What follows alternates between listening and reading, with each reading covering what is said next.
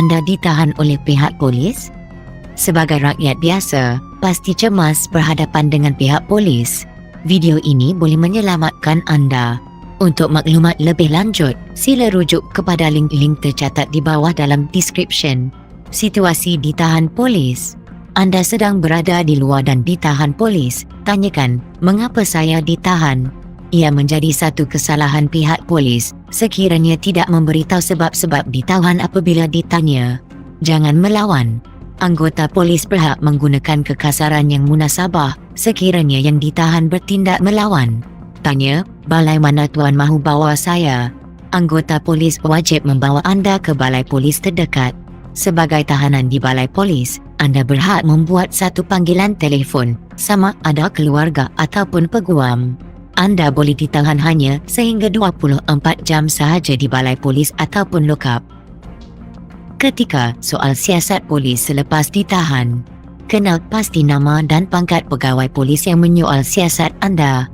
Anda hanya perlu beri nama penuh, umur, alamat rumah dan pekerjaan sahaja.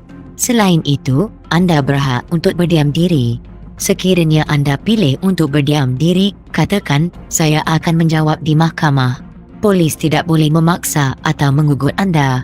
Sekiranya diunggut, dipukul atau dipaksa, anda perlu buat laporan polis terhadap pegawai polis berkenaan secepat mungkin apabila dilepaskan.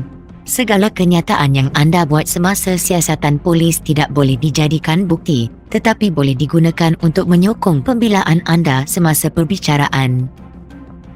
Ketika perintah reman oleh magistrate, polis bertanggungjawab untuk menyiapkan siasatan dalam tempoh 24 jam dan melepaskan anda secepat mungkin. Sekiranya tidak sempat dalam 24 jam, polis harus membawa anda ke hadapan magistrate untuk meminta perintah reman untuk melanjutkan penahanan. Polis tidak boleh meminta perintah reman atas tujuan mengambil keterangan daripada anda. Polis harus memberikan sebab-sebab munasabah untuk melanjutkan penahanan. Reman berlangsung antara 1 hingga 7 hari. Tertakluk kepada budi bicara magistrate. Polis boleh memohon perintah reman kedua untuk melanjutkan penahanan selama 1 hingga 7 hari lagi, tetapi tidak boleh lagi lama dari tempoh reman pertama. Tetapi, anda tidak boleh ditahan lebih dari 15 hari. Anda perlu beritahu kepada magistrate sekiranya perkara ini berlaku. Anda tidak diwakili peguam.